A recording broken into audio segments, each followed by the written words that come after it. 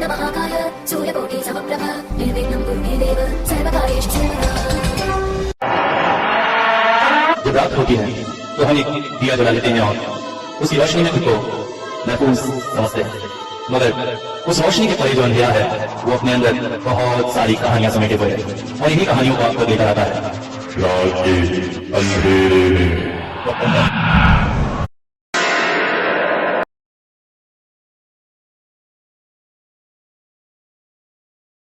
जैसे ही रीना का कमरा खोला, अचानक ही वो खिलखिलाती हुई बिस्तर से उठकर अलमारी के पीछे जाकर छुप गई। मैंने सोचा, देखो तो इस बदमाश लड़की को, रात के 1 बजे उसे खेल सूझ रहा है। सोती भी नहीं है इतनी रात तक। कहते हुए मैं आगे बढ़ा, मगर अगले ही पल मेरे पूरे शरीर में जैसे सिहरन दौड़ गई। अगर रीना अलमारी के पीछे है तो फिर बिस्तर पर यह चादर ढके। मैंने एक ही झटके में चादर हटा दी और सामने देखा, सामने रीना सो रही थी। अचानक ये अपनी अधमूंदी आंखों से मेरी तरफ देखकर बोली, डैडी क्या हुआ? मैं चौंक पड़ा। अगर रीना बिस्तर पर है तो क्या मुझे हेलुसिनेशन हुआ था? नहीं, हेलुसिनेशन कैसे हो सकता है? कमरे की बत्ती जल रही थी मेरी आंखों के सामने ही तो, और वो खिलखिलाने की आवाज। तो फिर ये सब क्या था? रीना तुम्हारे साथ कमरे में और कौन था? आपने उसे देखा डैडी? मतलब कोई था? मैं बेतहाशा इधर उधर ढूंढने लगा। रीना बोली, डैडी उसे मत ढूंढो, वो नहीं दिखेगी। वो ना खास दिन आती है, जैसे अमावस, ग्रहण, या फिर जब मुझे खेलने की बहुत इच्छा होती है तब आती है। कौन आती है? मेरी फ्रेंड। तुम्हारी फ्रेंड? क्या नाम है उसका? स्वीटी। वो ना बहुत अच्छी है, मेरे साथ बहुत सारी बातें करती है।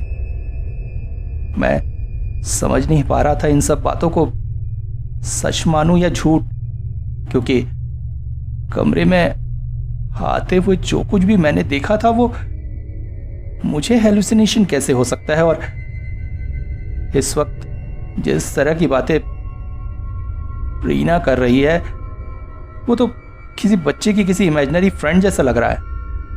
आखिर ये सब है क्या?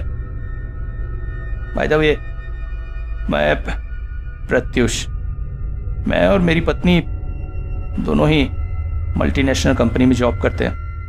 आज की जिंदगी आप लोग तो समझते ही हैं, अकेले हाथ से खर्चा संभालना संभव नहीं है।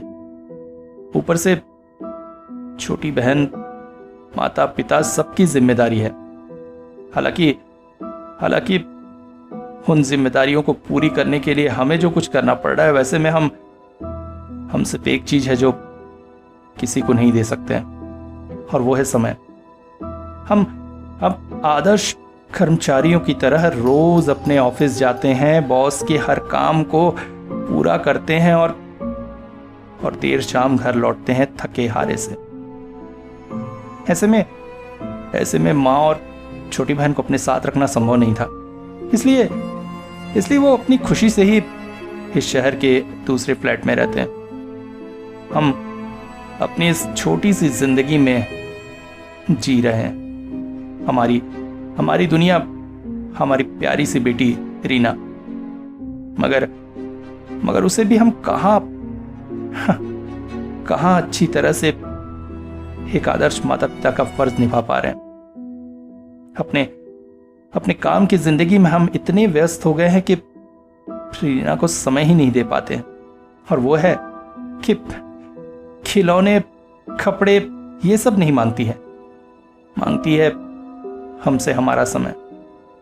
अक्सर शाम को जब हम घर आते हैं तो दिन भर मेड के हाथों में रहने के बाद वो हमसे लिपट जाती है, मेरे साथ खेलने को कहती है, मैं कुछ देर उसके साथ घर घर खेल भी लेता हूं, मगर फिर दिन भर की थकान और चिड़चिड़ाहट और देर तक उसके साथ नहीं खेला जा सकता।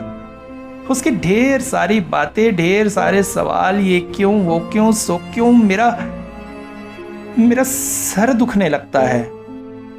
उसकी वो प्यारी प्यारी बातें हथौड़ी से लगती हैं। और ऐसे में जब मैं उसे डांट देता हूं, रीना थोड़ा चुप रहा करो, इतना ही बोलती हो तुम, तो वो गुस्सा कर खिड़की के पास जाकर बैठ जाती है, बात नहीं करती है। फिर जब बड़े प्यार से उसे मनाता हूं तो कहती है, आप बुरे हो, मुझसे बात नहीं करना, आप जिंदगी भर बात नहीं करना। और जिंदगी भर बात ना करने वाली 5 मिनट के अंदर ही फिर से हमसे घुल मिल जाती है। मगर पिछले कुछ समय से उसका व्यवहार जैसे बदलता जा रहा था। रोज की रूटीन अनुसार हमारे आने पर मेड चली जाती है, फिर रीना हमारे साथ थोड़ी देर खेलती है, फिर अपना होमवर्क करके टीवी देखती है और फिर सोने चले जाती है। मगर आजकल जैसे सब कुछ बदला बदला सा है। हमारे आने पर वो हमारे साथ ज्यादा समय नहीं बिताती है। मेड का भी कहना है कि स्कूल से लौटकर वो हाथ पांव धोने, कपड़े बदलने में बिल्कुल भी नखरे नहीं करती है, बल्कि जल्दी जल्दी सब कुछ करके चुपचाप पढ़ने बैठ जाती है। जैसे सारे काम वो जल्दी जल्दी निपटा लेना चाहती है किसी खास काम के लिए। मगर वो खास काम है क्या? हमारे आने पर भी अब वो हमें उतना परेशान नहीं करती, और टीवी देखना तो जैसे उसका छूट ही गया है। मेरी वो नन्ही मुन्नी परी सी बेटी अब जैसे बड़ी सी हो गई है। उस दिन अचानक रात को टीना ने मुझे झकझोरा। दिन भर की थकान के बाद आई मीठी नींद से उठने में मुझे थोड़ा समय लगा, पर सामने का जो दृश्य देखा उसे देखकर मेरा शरीर कांप सा उठा था। टीना बेहद घबराई सी मेरा कॉलर अपने हाथों में लिए जैसे मुझे झकझोर डालना चाहती थी। प्रत्युष, हमारी बेटी को क्या हो गया? हमारी बेटी को क्या हो गया प्रत्युष? क्या हुआ? तुम कुछ बताओगी? प्रत्युष, कुछ है। वो पहले जैसी रीना नहीं रही। मेड भी कह रही थी। तुम विश्वास नहीं करोगे, तुम मुझे कहोगे मैं हेलुसिनेट कर रही थी, ऑफिस में दिन भर थकान की वजह से ऐसा हुआ, मगर जो मैंने देखा वो मैं नहीं भूल सकती प्रत्युष, मैं नहीं भूल सकती। अगर हुआ क्या टीना, कुछ बताओगी भी? मैंने उसे पकड़कर जोर से झकझोरा। टीना जैसे डर के किसी ट्रांस से बाहर आई। प्रत्युष मेरे पास ही बिस्तर पर बैठते हुए बोली, मैं पानी पीने के लिए डाइनिंग टेबल तक गई थी। अचानक मुझे ऐसा लगा जैसे रीना के कमरे की लाइट जल रही है। मैं धीरे धीरे उसके कमरे के पास गई और मैंने सुना, Twinkle, twinkle, little star, how I wonder what you are.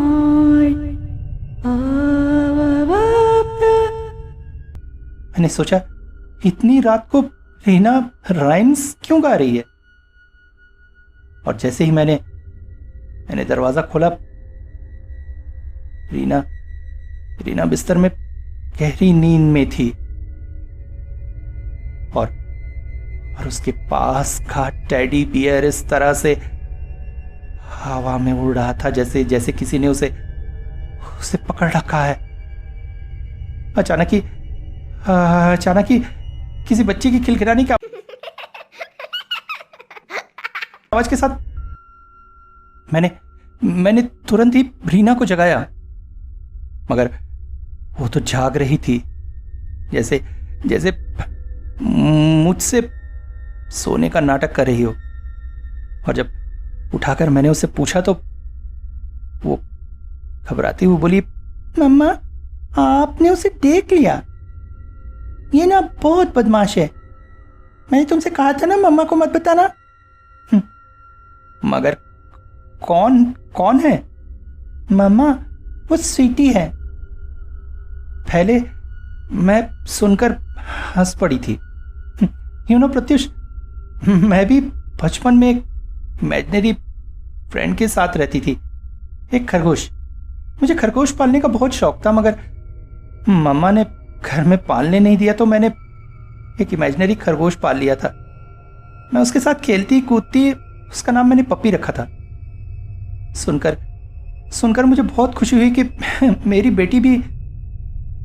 पर पप्पी ने कभी इस तरह खुश नहीं किया प्रत्युष, जो मैंने उसके कमरे में जाते समय देखा था। मैं भागी भागी तुम्हारे पास आ रही हूं प्रत्युष, कुछ करो हमारी बेटी। घबराओ मत, मैं देखता हूं।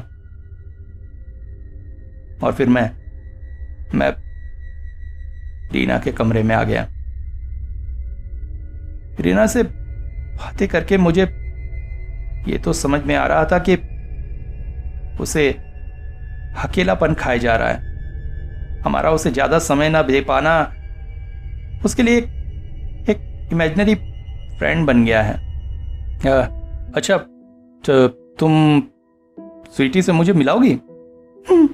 हो ना, बड़े लोगों के सामने नहीं आती है। क्यों? बड़े लोग उससे डर जाते हैं ना, और कमजोर दिल वाले तो और ज्यादा। तुम्हारे सामने भी नहीं आएगी। ये क्या कह रही हो तुम? तुमसे किसने कहा कि मैं कमजोर दिल वाला हूं? स्वीटी ने। स्वीटी ने तुमसे ये बात कही और तुमने उसका विरोध नहीं किया? तुम क्या समझती हो, तुम्हारे पापा कमजोर दिल वाले हैं? अचानक ही जैसे किसी हवर में फंस गई थी रीना। क्या कहे मेरी बात का जवाब? मगर मैं भी अब श्योर हो गया था कि शायद मेरे दिमाग का फितूर था सब कुछ। ये और कुछ नहीं, रीना की एक इमेजिनरी फ्रेंड है। चाइल्ड साइकाइट्रिस्ट से थोड़ा अपॉइंटमेंट लेकर काम किया जाए तो सब सुधर सकता है। अगले ही दिन मैंने चाइल्ड साइकाइट्रिस्ट से संपर्क किया और डॉक्टर के पास पहुंचकर जब सारे टेस्ट किए गए तो डॉक्टर ने कहा, देखिए मुझे तो कोई विशेष प्रॉब्लम नहीं लगती है। प्रॉब्लम है तो बस एक, आप लोगों को अपनी बच्ची को थोड़ा समय देना होगा। She wants your time, she wants your attention. और चूंकि आप लोग उसे अटेंशन नहीं दे रहे हैं, इस वजह से तो वो, देखिए इससे पहले कि वो आपसे और दूर चली जाए, मुझे लगता है आप लोगों को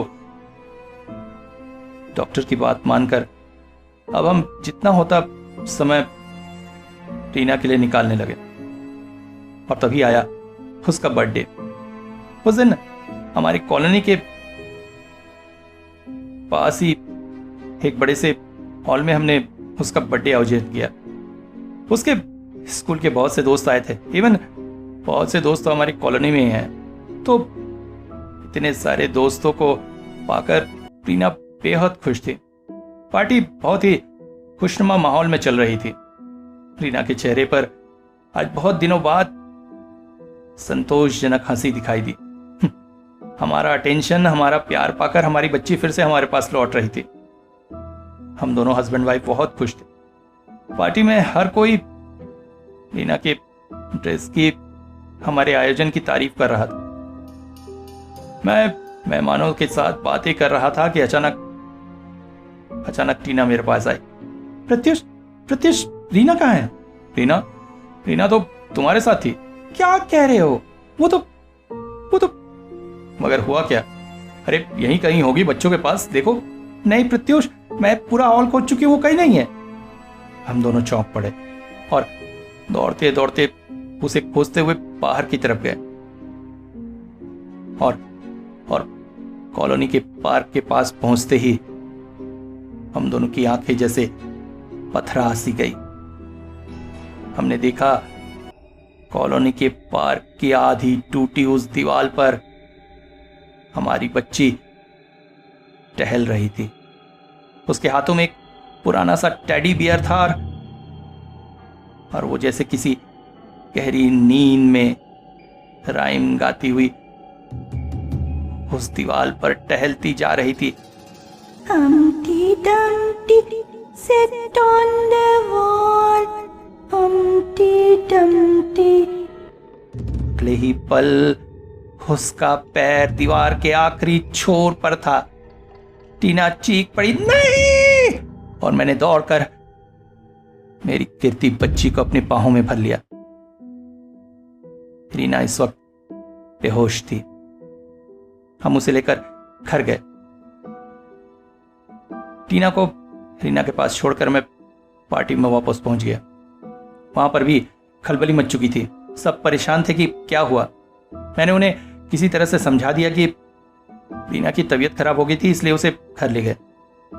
वो लोग उससे मिलने जाना चाहते थे, मगर मैंने किसी तरह से टरका दिया कि वो सो रही है, सुबह आकर मिलेगा, और पार्टी को किसी भी तरह से निपटाया। जब मैं वापस घर पहुंचा तो टीना होश में आ चुकी थी। टीना उसके सिर पर हाथ फेर रही थी। मैंने उसे देखते ही गले से लगा लिया। रीना, रीना, क्या कर रही थी तुम वहां दीवार में? और ऐसी हरकतें? पापा, कौन सी दीवार? और मैं यहाँ कैसे आई? मैं तो पार्टी में खूब एंजॉय कर रही थी।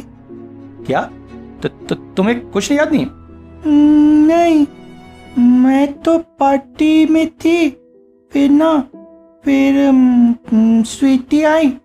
उसने मुझे गिफ्ट में वो टेडी दिया।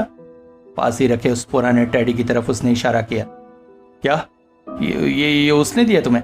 हाँ। फिर वो बोली, यहाँ बहुत भीड़ है, चलो पार्क के पास खेलेंगे। खेलते खेलते मुझे नींद आ गई और मैं कुछ भी समझ नहीं पा रहा था। ये सब क्या हो रहा है? उस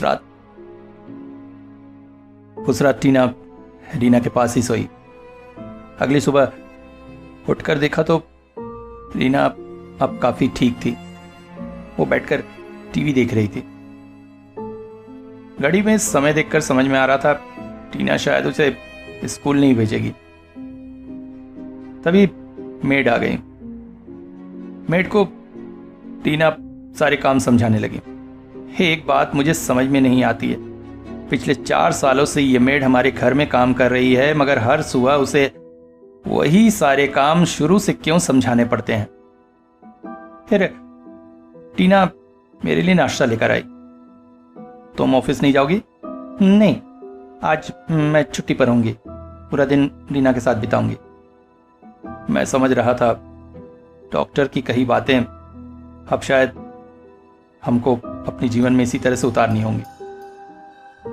मैं नाश्ता करके ऑफिस जाने लगा, पर तभी न जाने क्या विचार आया। मैंने ऑफिस में फोन करके कुछ लेट आने की बात कही और पहुंच गया रीना के पास। रीना इस वक्त टीवी पर एक कार्टून देख रही थी। मैंने पूछा, अच्छा रीना, ये तुम्हारी फ्रेंड स्वीटी, तुम ये क्यों कह रही थी कि बड़े लोग उसे देखकर डर जाते हैं, खासकर कमजोर दिल वाले? असली में उसकी शक्ल ना थोड़ी सी अजीब है, डरावनी सी, और गर्दन भी इस तरह से एक तरफ लटकी हुई है। अपनी गर्दन को एक तरफ लटकाते हुए रीना बोली, पर मैं नहीं डरती। हमारे स्कूल में ना एक गोवर्धन नाम का लड़का भी आया है। वो नया आया। उसे देखकर ना क्लास के सब बच्चे डरने लगे थे। उसके होंठ यहाँ से ऐसे हटा हुआ है और एक कान दूसरे कान से बड़ा है। मिस ने कहा कोई भी डरेगा नहीं और गोवर्धन को चिढ़ाएगा नहीं। उसे एक खास तरह की बीमारी है, मगर दवा चल रही है, बहुत जल्दी वो ठीक हो जाएगा। मैं ना गोवर्धन के साथ बात करने लगी। सच में वो बहुत अच्छा है, बहुत इंटेलिजेंट है, मेरी बहुत हेल्प करता है। मैं समझ गई थी स्वीटी को भी गोवर्धन की तरह की ही बीमारी है। रीना की बातें सुनकर मैं इतना तो समझ गया कि उसका वो स्कूल फ्रेंड खास तरह की जेनेटिक बीमारी से ग्रस्त है, जो माँ के पेट में भ्रूण के संवर्धन के समय होती है और दवाइयों से उसे ठीक किया जा सकता है, मगर ये स्वीटी इस तरह से क्यों बीमार है? अच्छा, ये स्वीटी रहती कहाँ है? पहले वो यहीं रहती थी। मतलब हमारे पहले इस फ्लैट में? नहीं, यहाँ पहले फ्लैट नहीं था। यहाँ पर उसका अपना छोटा सा घर था। फिर एक राक्षस आया, राक्षस जैसा। उसने उसका घर तोड़ दिया। तोड़ दिया? मगर क्यों? वो लोग बहुत बदमाश थे ना, राक्षस जैसे। रीना की बातें सुनकर भले ही मैं थोड़ा चिंतित हो रहा था, पर अब उसकी बातें सुनकर मैं निश्चिंत हो गया कि नहीं, वो जो कुछ भी कह रही है उसकी एक इमेजिनरी फ्रेंड के बारे में ही कह रही है, क्योंकि गोवर्धन से वो पहले ही मिल चुकी है। इसलिए चूंकि गोवर्धन उस तरह से होने के बाद भी बहुत अच्छा है, अतः रीना की इमेजिनरी फ्रेंड भी गोवर्धन की तरह ही है और अच्छी है। क्योंकि राक्षस और दुष्ट लोग ये सब वो मेरी माँ के पास ही सुनी है। माँ उसे राजा रानी की कहानियां सुनाती थी और उसमें तो ये सब होता ही है। अच्छा, तुमने उसे बताया कि मैं डरपोक बिल्कुल नहीं हूं और मैं भी उसके साथ खेलना चाहता हूं? बोला तो था। तो उसने क्या रिप्लाई दिया? अभी कुछ कहा नहीं उसने। खैर, मैं निश्चिंत होकर ऑफिस चला गया। पर ऑफिस में खाली समय में कंप्यूटर पर मैं अपने फ्लैट के बारे में कुछ हिस्ट्री खंगालने लगा। पता चला आज जहां पर वो फ्लैट है, एक समय वहां पर लोगों के खेत हुआ करते थे। कुछ पुरानी फोटोज देखते देखते अचानक मेरी नजर एक फोटो पर टिक गई। उसमें खेतों के कोने में एक छोटा सा टूटा फूटा घर था। ऐसा ही तो कुछ रीना भी कह रही थी ना। तो क्या फ्लैट के मालिक जमशेद जी से बात करनी चाहिए, पता करना चाहिए आखिर इस जगह की हिस्ट्री क्या है। पर एक बच्ची की बातों पर विश्वास करके जमशेद जी को परेशान करना क्या ठीक होगा? वैसे भी बहुत व्यस्त इंसान है वो। मैंने आगे की बात नहीं बढ़ाई। शाम को जब ऑफिस से लौटा तो घर का माहौल देखकर दिल खुश हो गया था। टीना रीना के साथ बैठकर कार्टून फिल्म देख रही थी। आज कितने दिनों बाद माँ बेटी एक साथ एंजॉय कर रहे हैं। कुछ देर बाद रीना अपने कमरे में चली गई। अब वो अपने खिलौनों से कुछ देर खेलेगी, फिर खाना खाकर हम सभी सोने चले जाएंगे। मगर आज मैंने एक निर्णय लिया। निर्णय कि हम तीनों एक ही कमरे में सोएंगे, बीच में रीना और दोनों तरफ हम। मैं देखना चाहता हूं आखिर हमारे रहते उसकी इमेजिनरी फ्रेंड क्या करती है, या कहें रीना अपनी फीलिंग्स को कैसे व्यक्त करती है। रात काफी बढ़ चुकी थी, सब तरफ सन्नाटा था। हम तीनों गहरी नींद में सो रहे थे। अचानक मुझे कुछ अनमना सा लगने लगा। शायद एसिडिटी बढ़ गई थी। डाइनिंग टेबल की तरफ बढ़ गया। शायद कोई मेडिसिन सामने रखी हो। फिर फ्रिज से ठंडे पानी का जग निकालकर गटगटाकर पी गया। ठंडा पानी शरीर में जाते ही आराम सा लगा। पानी का जग टेबल पर रख ही रहा था कि अचानक वही खिलखिलाने की आवाज कानों में पड़ी।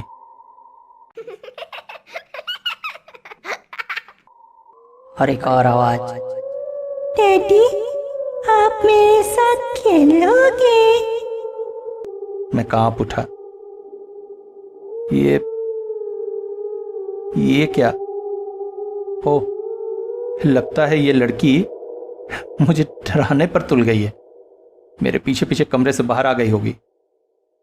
मैंने तुरंत ही आवाज की तरफ देखा। आवाज छत को जाने वाली सीढ़ियों की तरफ से थी। मैं पलटा और जो कुछ सीढ़ियों पर फैले उस अंधेरे में मैंने देखा, मेरा पूरा शरीर कांप सा उठा। मेरे सामने रीना नहीं थी, मगर कोई थी। मेरी एक झलक देखते ही जैसे वो सीढ़ियों के उस पार गायब हो गई। मैं धीरे धीरे सीढ़ियों से ऊपर चढ़ने लगा। सीढ़ियों में लाइट नहीं जल रही थी। डाइनिंग हॉल की लाइट कुछ सीढ़ियों को रोशन किए हुए थी। उसी अंधेरे उजाले परिवेश में मैं आगे बढ़ता चला गया और तभी छत की दीवार के पास पहुंचते ही मैंने देखा दीवार के निचले हिस्से से एक हाथ बाहर झांक रहा था, जैसे कोई उसे पकड़कर छुपा हुआ है। रीना, क्या कर रही हो तुम यहां? अगले ही पल कोई मेरी आंखों के सामने से एक तेज हवा के झोंके की तरह नीचे चला गया। मुझे सिर्फ हवा को वो झोंका महसूस हुआ और कोई दिखा नहीं। हाँ, एक खिलखिलाहट जरूर थी। मैं कांप सा उठा और अचानक ही मेरे हाथों में पकड़े पानी का गिलास नीचे गिर पड़ा, मगर मुझे इस बात का कोई भी ध्यान न था। मैं तो बस यही सोच रहा था कि आखिर मैं क्या देख रहा हूं। मैं जल्दी से नीचे उतरने को हुआ और तभी पानी पड़े सीढ़ी पायदान पर मेरा पांव पड़कर मैं लड़खड़ाकर नीचे गिरने वाला था। गिलास गिरने की आवाज सुनकर मेरी पत्नी बाहर आ गई थी। उसने झपटकर मुझे पकड़ लिया, वरना शायद गिरकर मेरे हाथ पांव टूटने निश्चित थे। क्या हुआ प्रत्युष? तुम ऊपर क्या कर रहे थे? मगर उसे अपने पास पाकर मेरा शरीर और ज्यादा कांप उठा, क्योंकि मेरे पास से वो हवा का झोंका सीधा हमारे कमरे की तरफ ही गया था। तुम रीना को कमरे में अकेला छोड़ आई हो? मैंने अपनी पत्नी को एक झटका देकर अपने से अलग किया और दौड़कर कमरे में चला गया। कमरे में चादर ढके मीठी नींद का मजा ले रही थी रीना। मैंने तुरंत ही उसे उठाया। रीना, बेटी। आंखें मलते हुए उठ बैठी। क्या हुआ पापा? मैंने उसे गोद में ले लिया। नहीं, मैं किसी को कुछ नहीं होने दूंगा। मेरी बेटी को कोई कुछ नहीं कर सकता। ये मेरा परिवार है। मुझे जो भी करना पड़े मैं करूंगा। मुझे जैसे भी लड़ना पड़े मैं जिसके साथ भी लड़ूंगा, मगर अपने परिवार पर मैं आंच नहीं आने दूंगा।